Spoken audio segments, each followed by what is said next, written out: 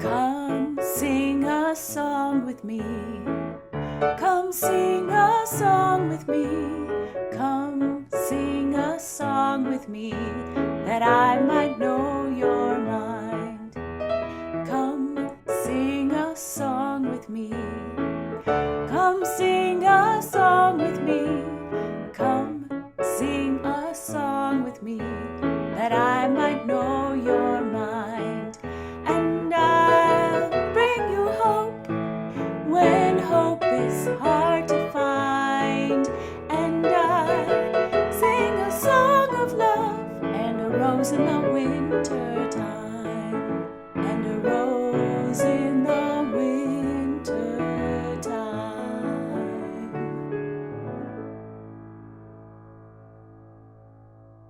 Hi, neighbor.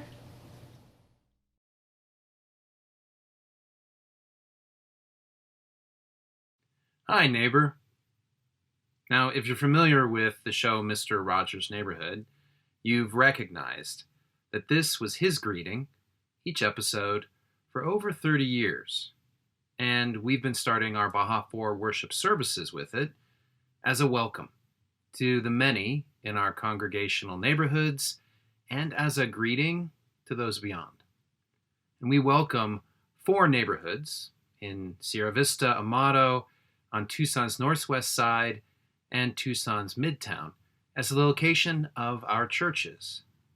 Now, in addition to these places and the faces of people familiar to us there, Hi Neighbor is a greeting to the many that we might not yet know.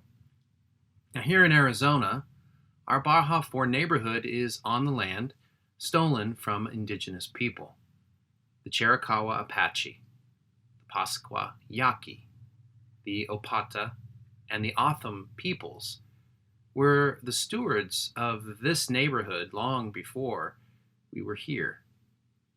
But living here today, we share in the responsibility to be good neighbors. In the Baja 4, we recognize that we are stronger together, but we've learned that because we've kept ourselves open to the relationships that we do not yet have. In a way, we're open to a neighborhood that at first we might only imagine. And yet, by the support and the challenge of our faith tradition, we are learning and preparing, and we're trying to build those relationships. Yes, with indigenous people, but also with the many, many others in the neighborhood who are not frequent in our congregations or familiar to us yet. And so, whoever you are, wherever you are on your journey, and whenever it is that you're meeting us, hi, neighbor.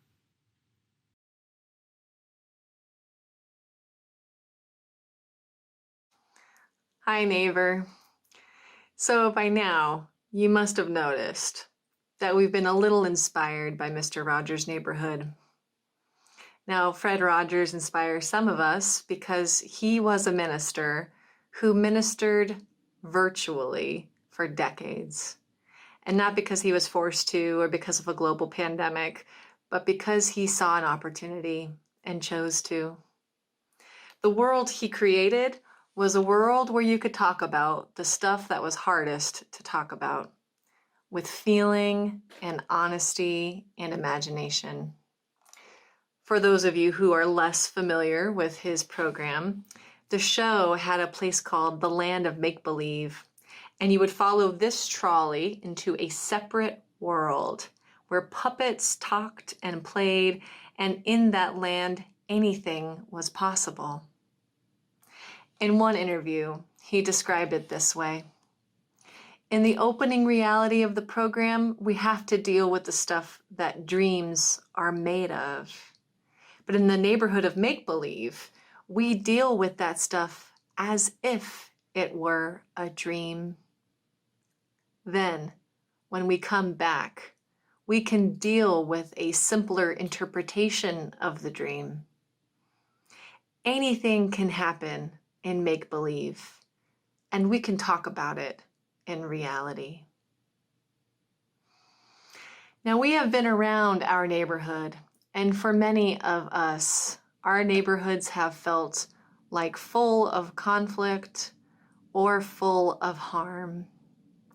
This is the stuff that fills our heads at night. So today, we want to enter the land of make-believe. We want to reclaim and awaken our imaginations to the possibility that things could be different and that we can deal with the stuff we are handed in a way that is rooted in our values. So we light our chalice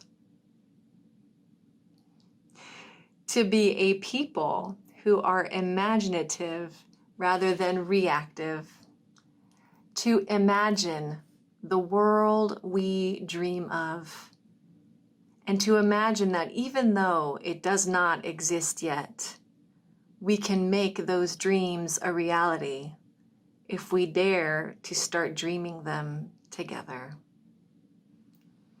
So come, let's go to the land of make-believe.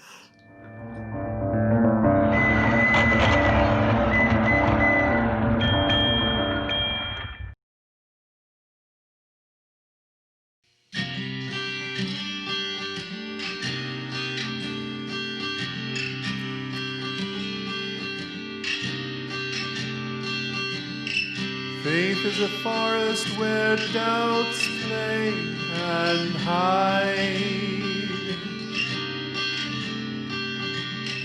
Insight hears the still small voice deep inside.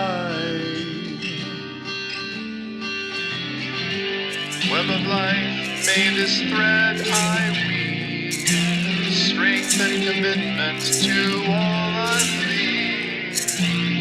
Vision guide me as I seek a way. Lead me into this tender day. Speak through me all I do and say.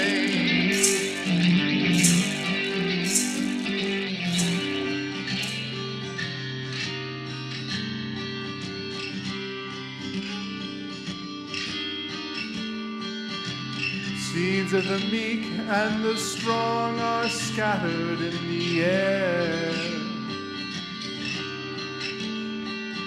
Dignity shines undimmed by bigotry's glare.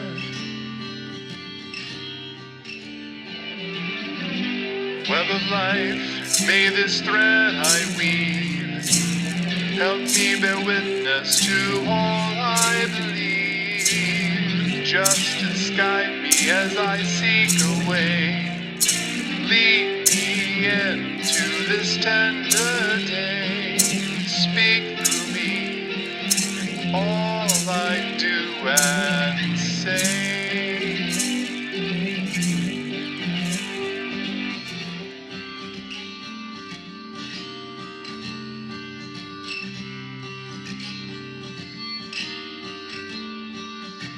Fortune and famine ride the swift winds of chance. Sorrow and pleasure seem united in dance. Web of life, may this thread I weave mingle compassion with all I believe. Mercy guide me as I seek a way. Lead me into this tender day.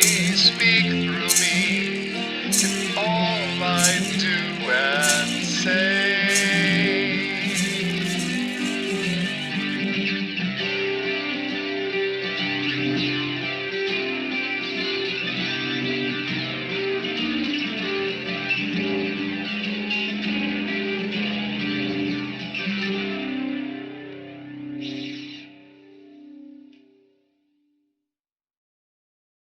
not much of a watcher of the news. I read and listen a good amount, and I hear from trusted friends, and occasionally I will watch the news on my computer screen. I have some favorite commentators who assure and motivate me. And there are some commentators who I frequently yell at.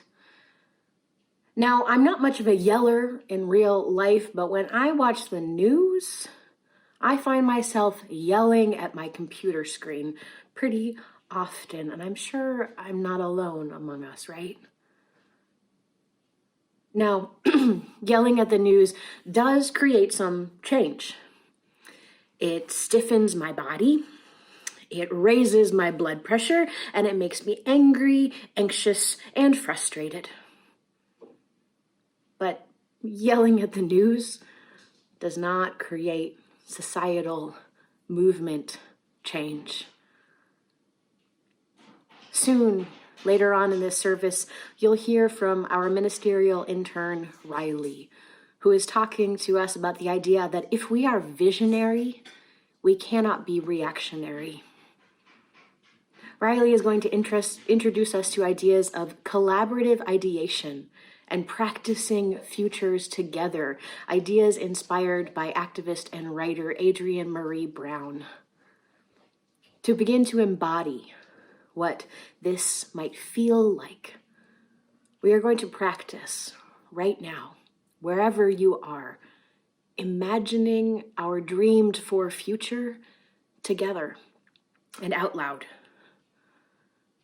Our whole Baja for worship planning team is going to join you in this collective ideation practice. And you can join along too, wherever you are, by speaking your dreams for the future out loud or in your heart. Before we start, I want you to get settled, though, to uncross your arms, to ground your feet in the earth. Take a few deep breaths. Invite your muscles and your joints to relax.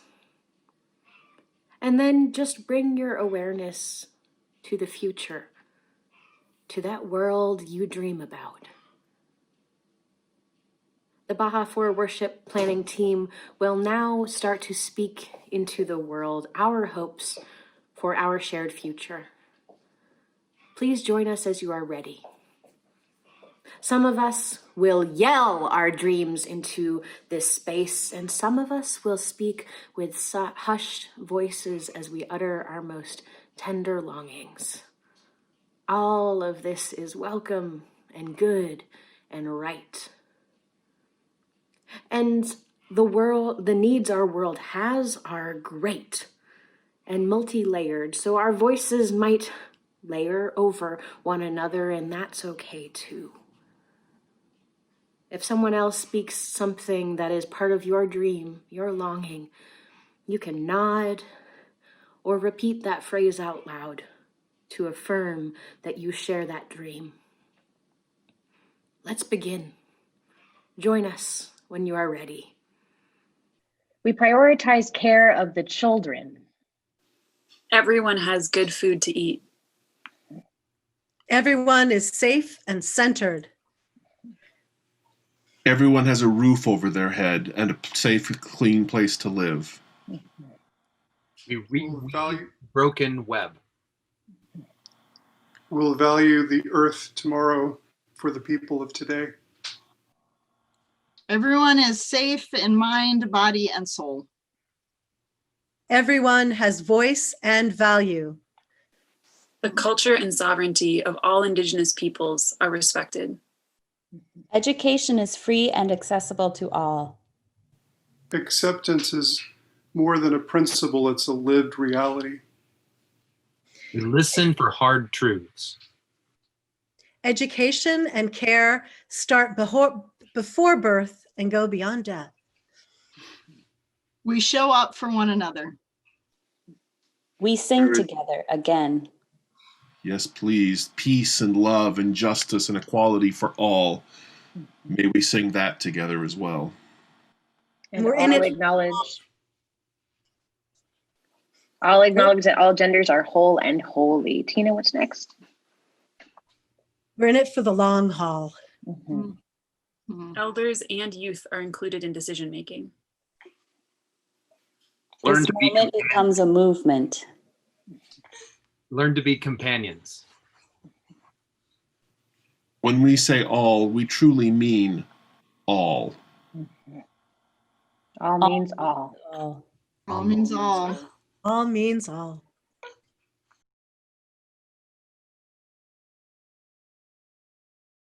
Now is the time to bring out your dreams. Now is the time to give your dreams the flesh and blood of words so that they might live in and shape this world. Now is the time, whenever you hear these words. In a moment, I'm going to read to you the poem by community artist and activist Aurora Levins Morales called Ve'ahavta. Ve'ahavta means, and you shall love. It is in the beginning of the Ten Commandments, right after the Shema.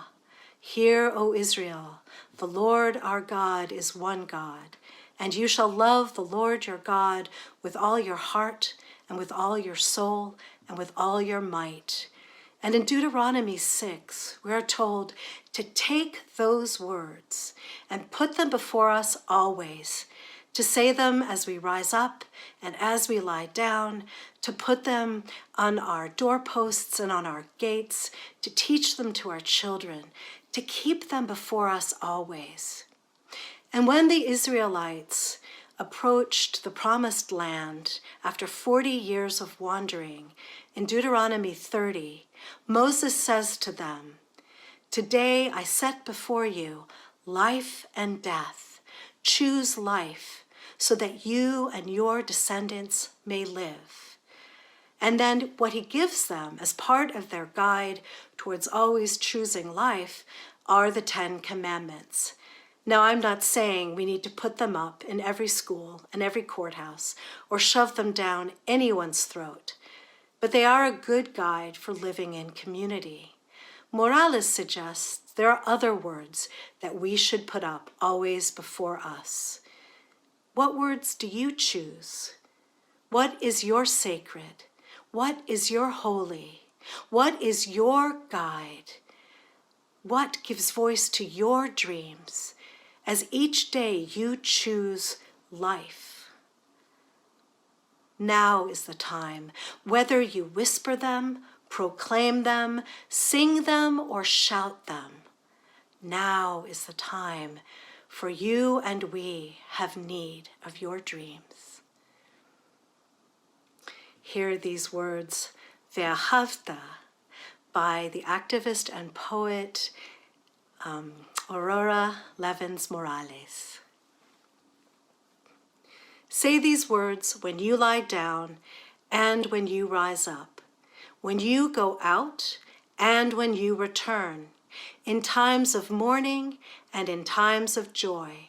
Inscribe them on your doorposts, embroider them on your garments, tattoo them on your shoulders, teach them to your children, to your neighbors, your enemies. Recite them in your sleep. Here in the cruel shadow of empire, another world is possible. Thus spoke the prophet Roque Dalton. Altogether they have more death than we, but altogether we have more life than they. There is more bloody death in their hands than we could ever wield, unless we lay down our souls to become like them, and then we will lose everything. So, instead, imagine winning. This is your sacred task. This is your power. Imagine every detail of winning.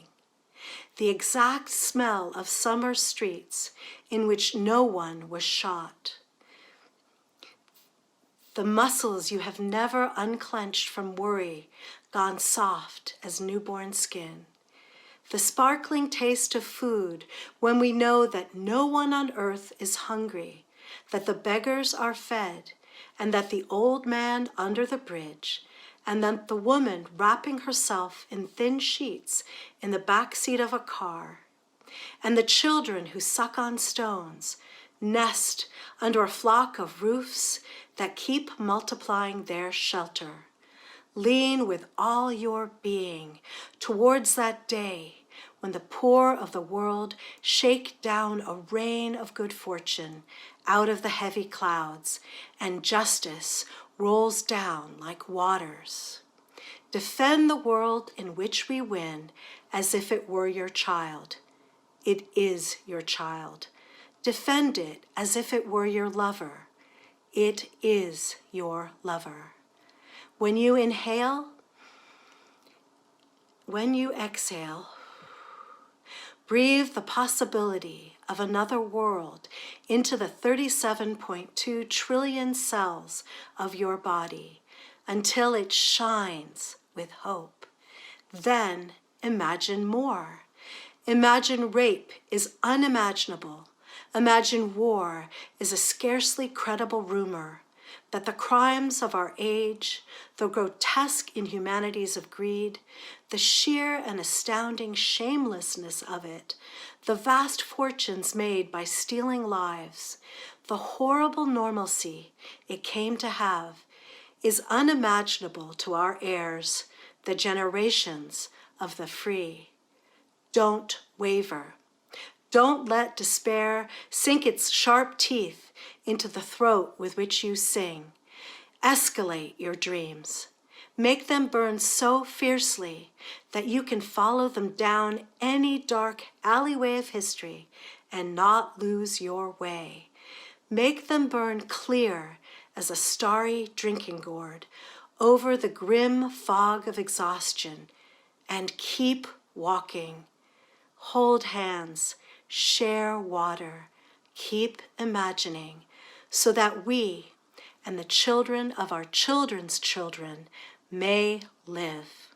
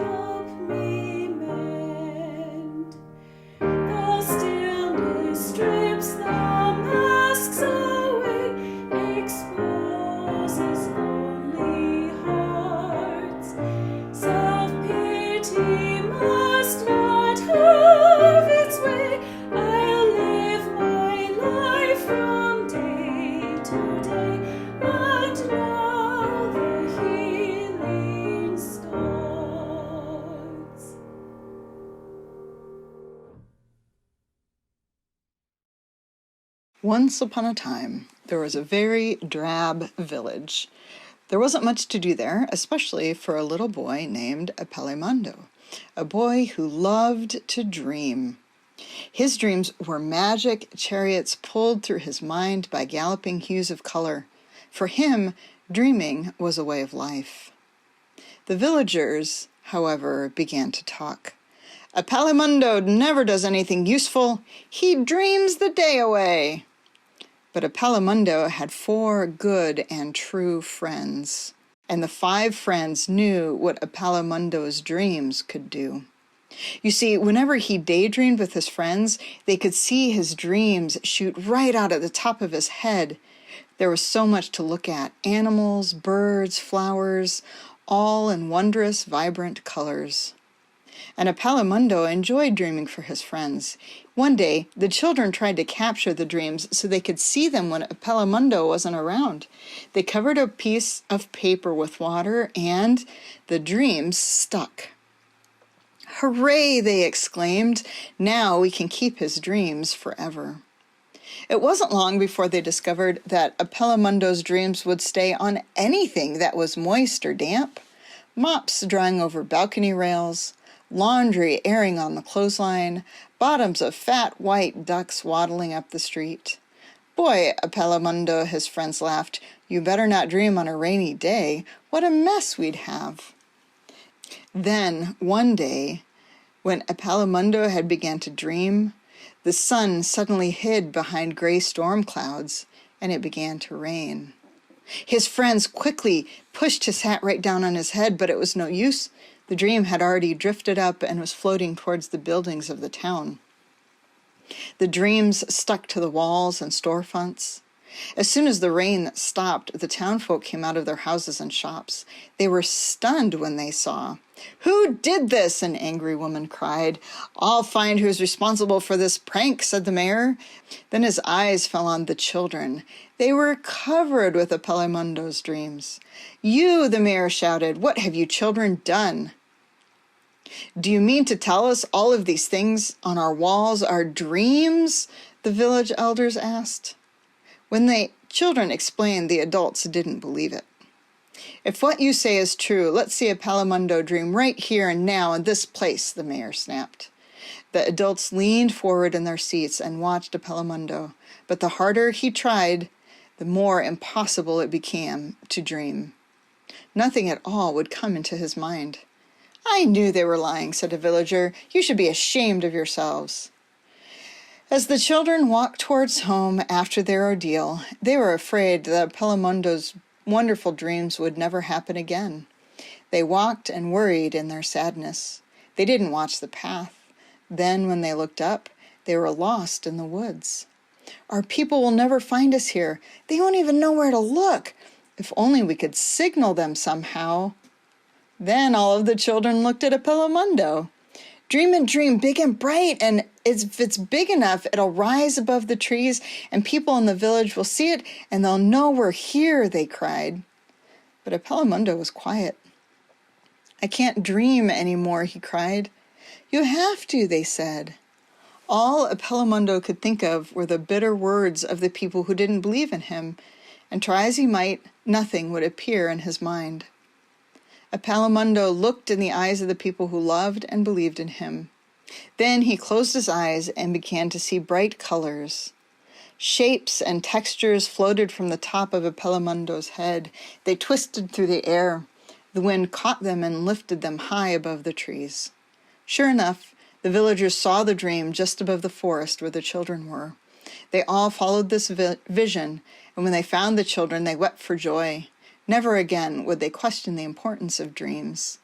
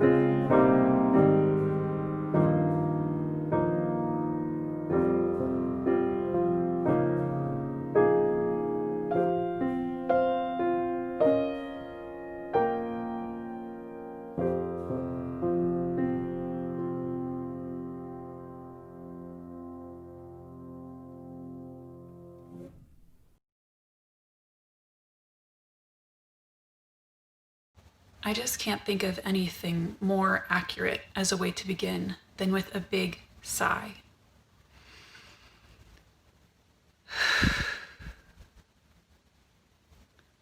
After so much waiting for days to get results, waiting for months during campaign, and waiting for years to understand what the most recent presidency would bring, we are entering a different moment.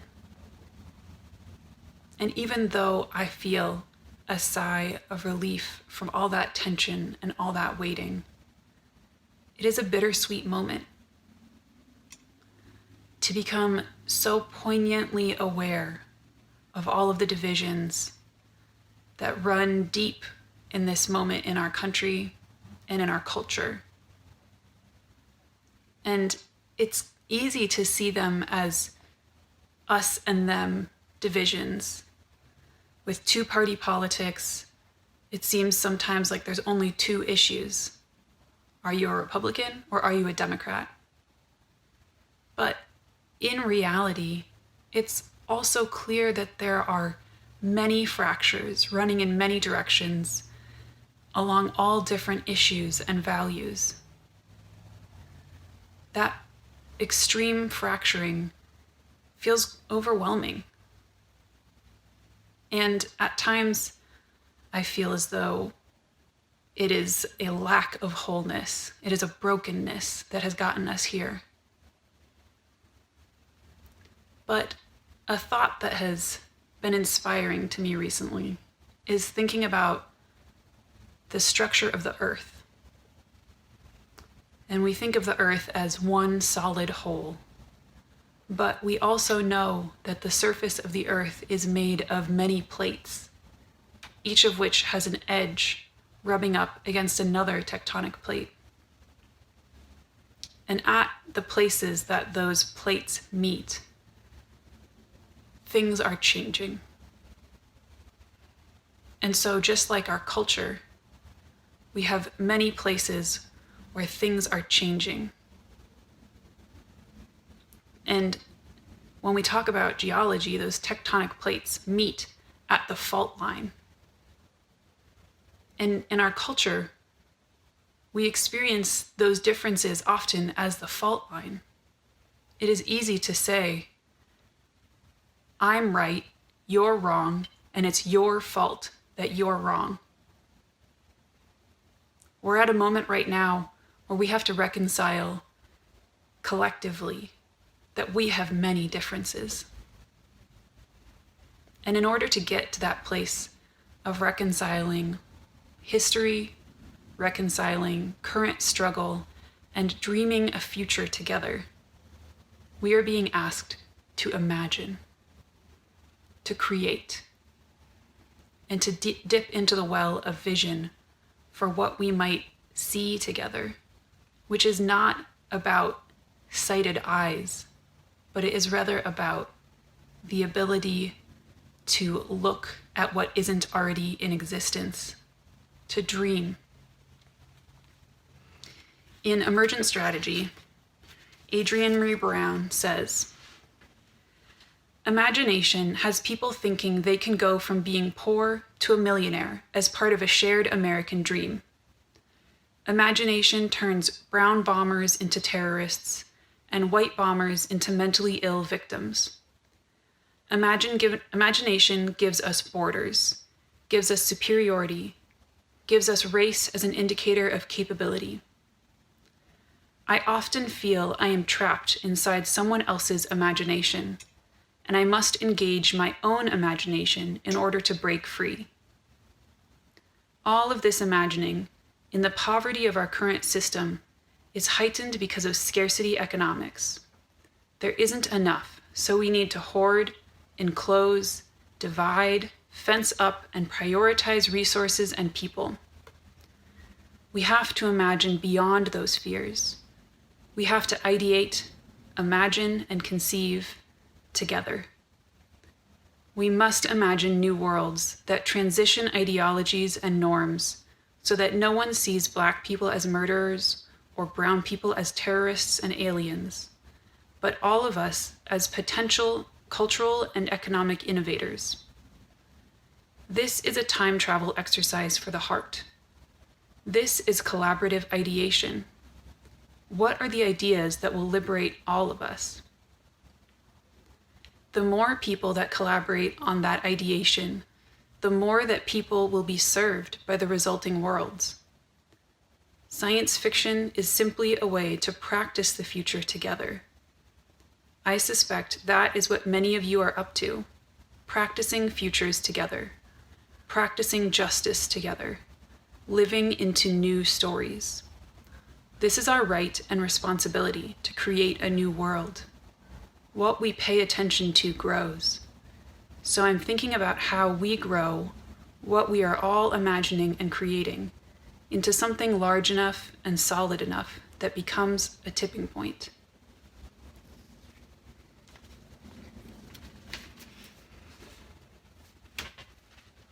We are asked to imagine. And one of the joys of being you is that our values support us in imagining and in creating together. Our values actually have been built around a faith community that has grown and changed and shifted as new vision has inspired and opened new pathways. So in this moment, as we have all perhaps experienced some release of tension in the last week, it's a great moment to think about what imagination is and how do we do that. Something that is important to me is the difference between reacting and creating. And both are a response, but reaction is less of a values-based response and more of an instinctual snapback, and sometimes it misses the mark. And right now there's a lot of ways that we see reactivity really normalized in our culture, and I think a lot of us are used to using our reactivity to protect ourselves. It is a defense mechanism to have a quick response in the case that we feel unsafe or uncomfortable. And in order to get to that place of creativity, we have to actually get grounded and be patient and go a little deeper.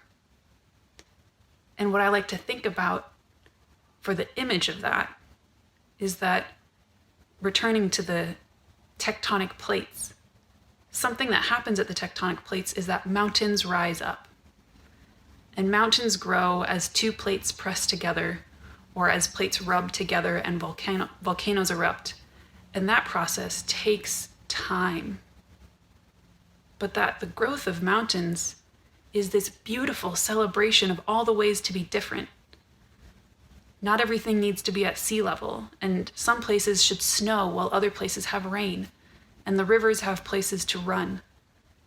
And all of the ecosystems that grow up on a mountain are because of the diversity and creativity of that mountain range.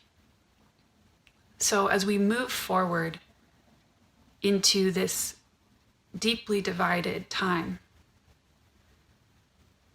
I invite each of you to consider what you need. What are the practices that support you in being grounded and patient, collecting your resources and bringing them to projects so that we together can be creative.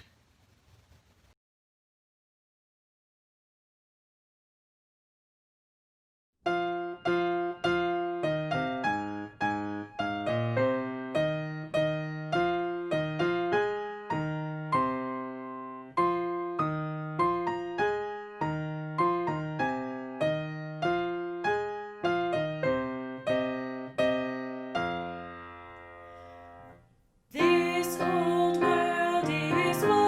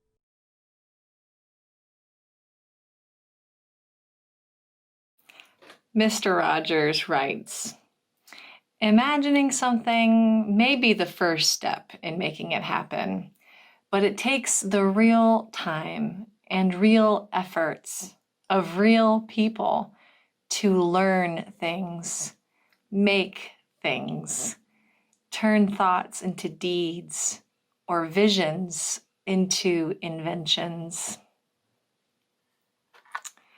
After you turn off this YouTube video and walk away from the screen and from our time together, know that you are loved, that you are valuable, and that you are needed for the future that we are creating together. One where there is health and safety and beauty and justice and kindness and equity for all people. Our service is over, but the real time and the real effort of the real people that we are continues on.